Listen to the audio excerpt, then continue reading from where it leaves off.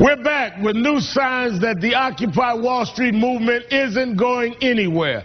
Today in Los Angeles and Philadelphia, occupiers are refusing to leave their tent cities. Despite warnings and arrests by police across the country, they're demanding fairness.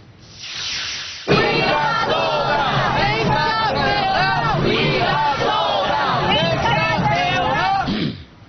Today we're learning just how huge that bailout was. A new Bloomberg report reveals that secret Fed loans helped banks rake in $13 billion in income while they were getting rescued by taxpayers. Wall Street is doing great. But what about Main Street? A new report reveals that 1 in 5 Americans have been economically insecure in the last 3 years. And take a look at these graphs. Since 1960, corporate profits have always been about 6% of GDP, sometimes a little higher, sometimes a little lower. But in the last 3 years, corporate profits have soared past 10% for the first time ever. Meanwhile, look at the wages, the money that real people are taking home. That's at an all-time low, slowly dropping to 44%. This is the real class warfare in America. And Republicans are fighting to make sure corporations and the rich are the ones who win. Joining me, former Congressman Alan Grayson, Democrat from Florida, now running again. Congressman, thanks for being here. Where's the urgency for Main Street bailout, Mr. Grayson? Well, there hasn't been any, and that's the sad part of it. It's been 3 years since the banks got bailed out to the tune of $16 trillion directly from the Fed and another $10 trillion lent to foreign central banks and then from there to foreign institutions. So a total of $26 trillion, and that doesn't even count the bailouts to Fannie Mae, Freddie Mac, AIG, and all the rest that went individually. That's huge amounts of money. We're talking about almost $100,000 per person in America. For every man, woman, and child in America, almost $100,000 per person. Now, that's right. The thing that was alarming, I want to walk through this slowly so people understand this.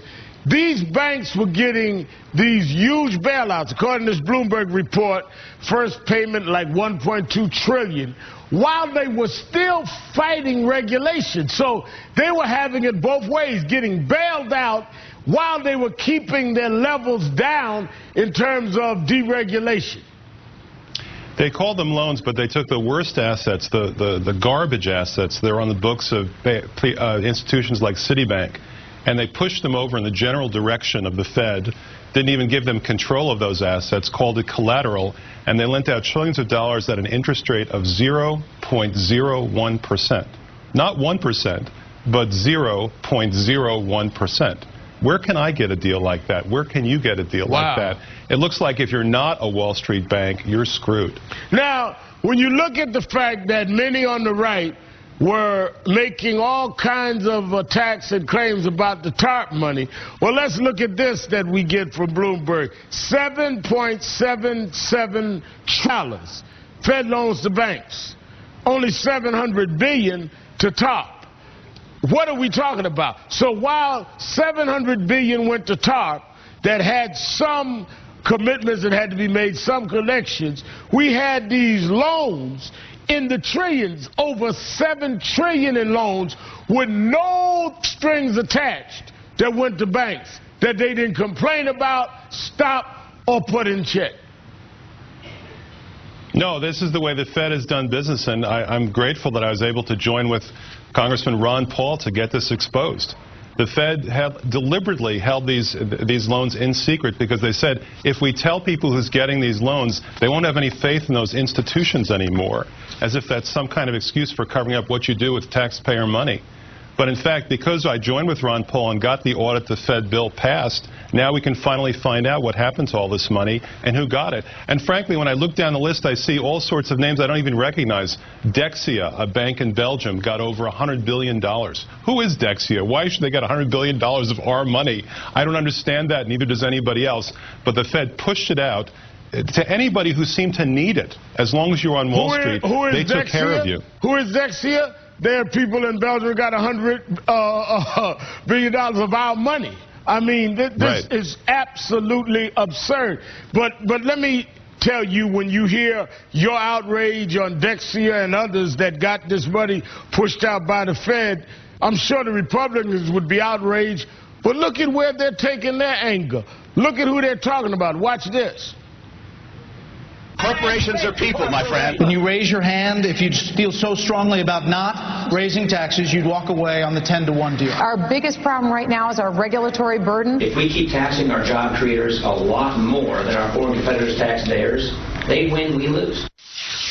We are not going to engage in class warfare. The president's out there doing it every day.